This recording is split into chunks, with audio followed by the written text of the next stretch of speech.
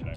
There were a couple of things. There's always the fact that Apple is not a one-trick pony, and so today you saw 3 different family of products that all are going to speak to consumers in different ways. From the watch, but I think the Series 10 is going to be a huge upgrade for a lot of consumers, to the AirPods, and Apple doubling down on health and wellness across the board with sleep apnea and hearing protection and hearing loss detection.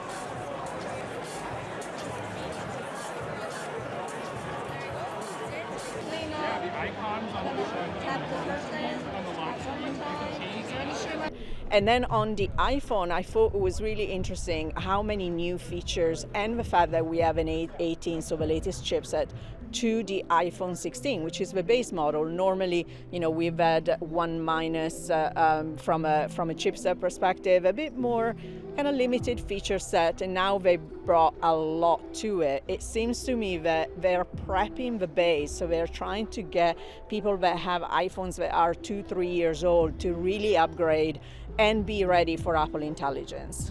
Okay.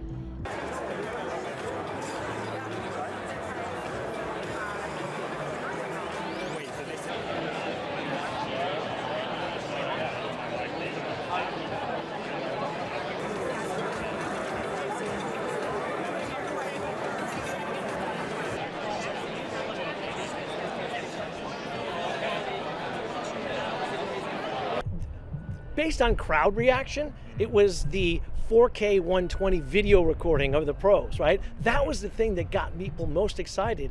And again, that is super cool if that's what I do. Day-to-day life, how often am I going to be really using that? But technically it was very cool. The audio feature, I'm a musician, so being able to do a second track with voice memos is cool. That's a nice capability to have. But again, limited group of people. Okay. And what did you...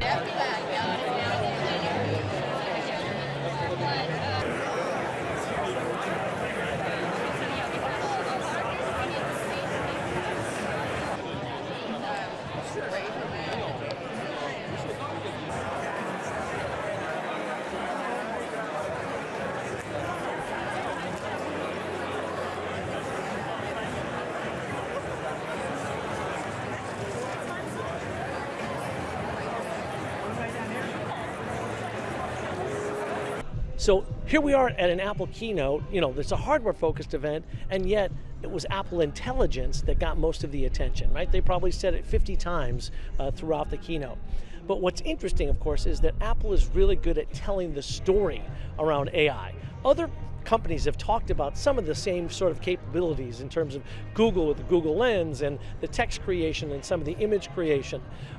There's lots of other companies that have it, but Apple did, I think, a pretty decent job of making it relevant to the average person. And that's really the trick when it comes to AI. Do you think that...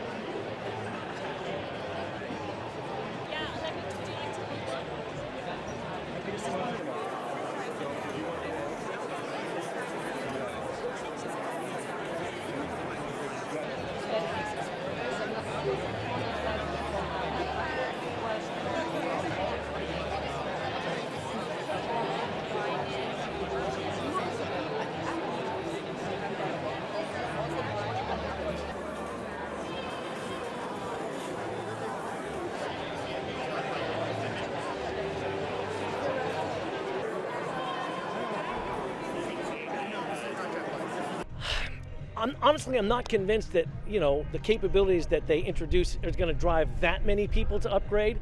What I found really interesting actually is how much they focused on trade-ins. I don't remember them ever talking so much about trade-ins to encourage people to upgrade.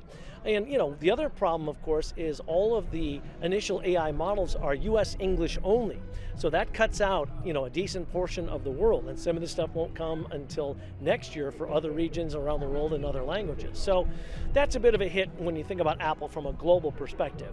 Checking out the new Air... Oh yeah, I like it. Checking out the new AirPods 4. AirPods are now supporting case with Find My open ear tip design. Apple says it's been designed for most types of ears. You got that haptic.